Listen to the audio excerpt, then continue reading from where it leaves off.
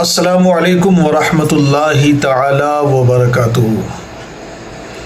معزز ناظرین، آج کا موضوع بہت ہی اہم ہے اور آپ کو سننا بے حد ضروری ہے۔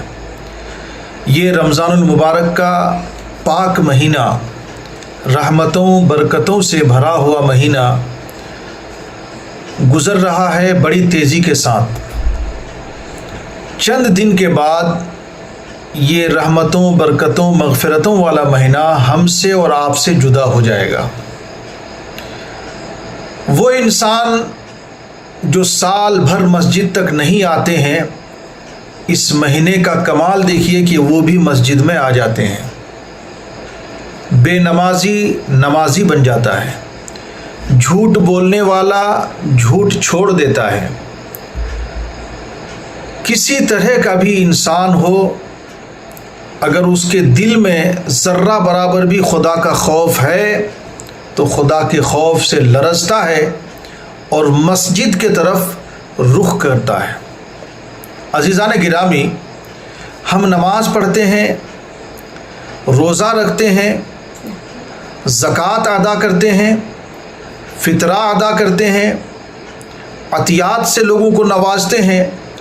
اس ماہ مبارک میں غریبوں کی مدد کرتے ہیں، افطار کراتے ہیں، یتیموں کے ماتھے پر شفقت کا ہاتھ پھیرتے ہیں، اور یہاں تک کہ اس ماہ مبارک میں دن بھر روزہ رکھ کر انسان تھکا ہوا رہتا ہے، اس کے باوجود اپنے رب کو راضی کرنے کے لیے تراویح کی نماز بھی ادا کرتے ہیں۔ مقصد کیا ہے؟ ہمارا رب راضی ہو جائے۔ قرآن مجید کی تلاوت کرتے ہیں، ذکر و اذکار میں مشغول رہتے ہیں۔ مقصد کیا ہے؟ رب تبارک و تعالی راضی ہو جائے۔ میری باتوں کو سنے بغیر بیچ میں چھوڑ کر اگر آپ چلے جائیں گے تو جو حدیث میں آپ کو بتانا چاہتا ہوں اس سے آپ محروم رہیں گے۔ مجھے آپ کے سامنے سرکار مدینہ راحت قلب و سینہ صلی اللہ تعالی علیہ وسلم کی ایک حدیث بتانی ہے۔ اس ماہ مبارک میں نیکیاں کرنے کے لیے انسان کوشاں رہتا ہے، کوشش کرتا ہے، سبقت لے جانے کی کوشش کرتا ہے کہ ہم نیکیاں کمائیں، اکٹھا کریں۔ ابھی آخری عشرے میں مساجدوں میں معتکفین حضرات بیٹھ جائیں گے۔ مقصد یہی ہے کہ میرا رب راضی ہو جائے۔ نمازی نماز پڑھتا ہے، مقصد یہ ہے کہ میرا رب راضی ہو جائے۔ روزے دار روزہ رکھتا ہے، مقصد یہ ہے کہ میرا رب راضی ہو جائے۔ مؤذن اذان دیتا ہے، مقصد یہ ہے کہ میرا رب راضی ہو جائے۔ مقرر تقریر کرتا ہے، مقصد یہ ہے کہ میرا رب راضی ہو جائے۔ حاجی حج کرتا ہے، مقصد یہ ہے کہ میرا رب راضی ہو جائے۔ غربا یتیمہ مساکین کی مدد کی جاتی ہے، مقصد یہ ہے کہ میرا رب راضی ہو جائے۔ یتیموں کے ماتھے پر شفقت کا ہاتھ پھیرا جاتا ہے، مقصد یہ ہے کہ میرا رب راضی ہو جائے۔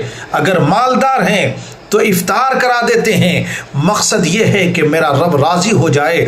قرآن کی تلاوت کی جاتی ہے، مقصد یہ ہے کہ میرا رب راضی ہو جائے۔ دن بھر بھوکے پیاسے رہ کر اپنے رب کو راضی کرنے کی کوشش کرتے ہیں، صرف اسی مقصد سے کہ میرا رب راضی ہو جائے۔ تراویح کی نماز ادا کرتے ہیں، مقصد یہ ہے کہ میرا رب راضی ہو جائے۔ معتکف اعتکاف کرتا ہے، مقصد یہ ہے کہ میرا رب راضی ہو جائے۔ جس انداز میں ہو، جس طریقے سے ہو، ہم عبادت و ریاضت کرتے ہیں، مقصد یہی ہے کہ میرا رب راضی ہو جائے۔ اللہ کرے کہ ہم اپنے مقصد میں کامیاب ہو جائیں، آپ اپنے مقصد میں کامیاب ہو جائیں۔ جہاں یہ ساری چیزیں کر رہے ہیں، وہیں جو میں حدیث آپ کو سنانا چاہتا ہوں، آپ کا دل دہل جائے گا۔ اگر ہمارے آپ کے اندر یہ چیزیں ہیں تو اس کو نکال کر باہر پھینک دیں گے۔ جب تک اس برائی کو ہم باہر نہیں پھینکیں گے، آپ نماز پڑھیے، روزہ رکھیے، حج کیجیے، زکوٰۃ دیجیے، ذکر و اذکار کیجیے، عبادت و ریاضت کیجیے، قیام اللیل کیجیے، مگر اس کے جملہ فیوز و برکات سے محروم رہیں گے جب تک اس برائی کو ہم نہیں پھینکیں گے۔ किस बुराई का मैं तस्करा करने जा रहा हूँ। आप सोचते होंगे कि वो कौन सी बुराई का तस्करा नसीम अहमद करने जा रहा है।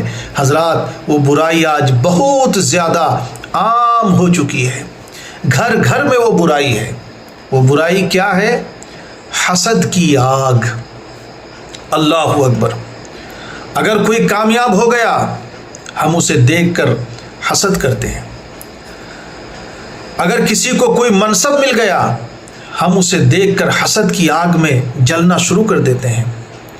मनसब को देखकर जलते हैं, कामयाबी को देखकर जलते हैं, तरक्यात को देखकर जलते हैं, मालो दौलत किसी को आ गई उसे देखकर हम जलते हैं। यहाँ तक कि इंसान की कामयाबी चाहे जिस वजह से आई हो, उस कामयाबी को देख करके हम जलते हैं, हसद करते हैं। और इस कदर हसद करते हैं कि हमेशा जिसके बारे में हसद किया जाता है, हम चाहते हैं कि वो तबाह हो जाए, हम चाहते हैं कि वो बर्बाद हो जाए, हम चाहते हैं कि वो नेस्तो नाबूद हो जाए। मगर याद रखिए, फानूश बन के जिसकी हिफाजत हवा करे, वो शमा क्या बुझे जिसे रोशन खुदा करे। अल्लाह तबारक व तआला अगर किसी को बढ़ाना चाहता है, किसी को तरक्की देना चाहता है, अल्लाह तबारक व तआला किसी को कोई मकाम व मनसब से नवाजना चाहता है, तुम लाख हसद करो, हम लाख हसद करें, मगर उसके मकाम व मर्तबा में कोई फ़र्क आने वाला नहीं है। लेकिन हसद की आग से जलने के बाद इसका जो भयानक नताइज सामने आते हैं, ये सुनने के बाद आपका दिल दहल जाएगा। मैं गलत नहीं बोल रहा हूँ। हसद की आग में आज एक बड़ी आबादी है जो जलती जा रही है। हजरात, किसी की तरक्यात को देखकर मत जलिए, हसद मत कीजिए, बल्कि आप भी कोशिश कीजिए, अल्लाह का शुक्र अदा कीजिए, अल्लाह की बारगाह में दुआएं कीजिए। कामयाबी देना या ना देना ये रब की मर्जी है, वो जिसे चाहे उसे नवाज देता है। हजरात गिरामी, अब मैं जो हदीस पाक आपको सुनाना चाहता हूँ वो सुन लीजिएगा। हज़रत सैयदना अबू हुरैरा रज़ियल्लाहु ताला अन्हु बयान करते हैं। क्या बयान करते हैं? प्यारे आका जनाब मुहम्मदुर रसूलुल्लाह सल्लल्लाहु ताला अलैहि वसल्लम ने फरमाया कि तुम हसद करने से बचो। क्या फरमाया? तुम हसद करने से बचो। क्यों? इसलिए कि हसद इबादतों को इस तरह से खा जाता है जिस तरह से आग लकड़ी को खा जाती है।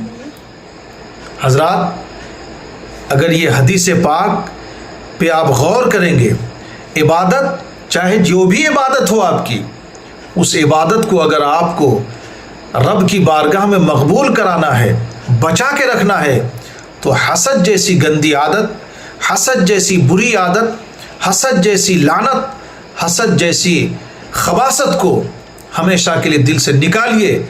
इंशाअल्लाह सुम्मा इंशाअल्लाह आपकी इबादत इबादत होगी, और ये इबादत आपके लिए यहाँ भी हिदायत होगी और वहाँ भी कामयाबी की ज़मानत होगी। लेकिन अगर हसद करेंगे, इधर एक नमाज भी पढ़ रहे हैं, दिल में किसी का हसद लेकर के बैठे हैं, रोज़ा भी रख रहे हैं, दिल में किसी के बारे में हसद है, हज भी कर रहे हैं, दिल में किसी के बारे में हसद है, सदका खैरात भी कर रहे हैं और दिल में हसद है, यहाँ तक कि इबादत के जो भी तरीके हैं वो कर रहे हैं और दिल में हसद है, तो फिर आप इस फरमान मुस्तफ़ा सल्लल्लाहु अलैहि वसल्लम से बाखबर हो जाएं। अल्लाह के रसूल ने फरमाया, हसद से बचो, हसद इबादतों को इस तरह से खा जाता है, बर्बाद कर देता है, जिस तरह से आग लकड़ी को खा जाती है। अगर ये बात आपके दिल में जगह बना ली है तो आप तौबा कीजिए। हम तौबा करते हैं कि ना किसी से हसद करेंगे और ना इंशाअल्लाह कोई किसी के बारे में हसद करे तो हम ना उसको सुनेंगे। जिस तरह से हसद करना गुनाह है, इसी तरह से कोई अगर किसी की बुराई बयान कर रहा है उसको कान लगा के सुनना भी गुनाह है। रमज़ानुल मुबारक के महीने में ये पैगाम मैं आपको देते हुए और एक बात अर्ज़ करता हूँ। हुज़ूर शेखुल इस्लाम वल मुस्लिमीन से एक जगह पर अल्हम्दुलिल्लाह इस फ़कीर की मुलाकात हुई। आपने फरमाया कि आज होता क्या है, एक छोटी सी लकीर है, उस लकीर को دیکھنے کے بعد لوگ سوچتا ہے کہ اس لکیر کو ہم کو چھوٹی کر دینا ہے، تو طریقہ یہ ہے کہ اس کے ہی بغل میں ایک بڑی لکیر بنا دو، وہ لکیر خود بخود چھوٹی ہو جائے گی، مگر لوگ بڑی لکیر بنا کر کے اس کو چھوٹی نہیں کریں گے، بلکہ اس کو چاروں طرف سے کٹ کر کے چھوٹی کرنے کی کوشش کرتے ہیں۔ حضرات گرامی، اگر یہ بات آپ کی سمجھ میں آئی ہے اور یقیناً سمجھ میں آئی ہوگی، اللہ تبارک و تعالیٰ کی بارگاہ میں دعا گو ہوں، مولا تعالیٰ مجھے کہنے سے زیادہ، آپ کو سننے سے زیادہ ان ساری باتوں پر عمل کرنے کی توفیق عطا فرمائے، اور حسد جیسے بری اور گندی بلا سے اللہ تعالیٰ ہمیں اور آپ کو محفوظ رکھے۔ بس عمل سے زندگی بنتی ہے، جنت بھی جہنم بھی، یہ خاکی اپنی فطرت میں نہ نوری ہے نہ ناری ہے۔ اس پیغام کو عام کر دیجئے گا، ایصال ثواب کی نیت سے، ثواب جاریہ کی نیت سے۔ اللہ تعالیٰ ہمیں نیک عمل کرنے کی توفیق عطا فرمائے۔ اپنا بے حد خیال رکھیے گا۔ اللہ حافظ۔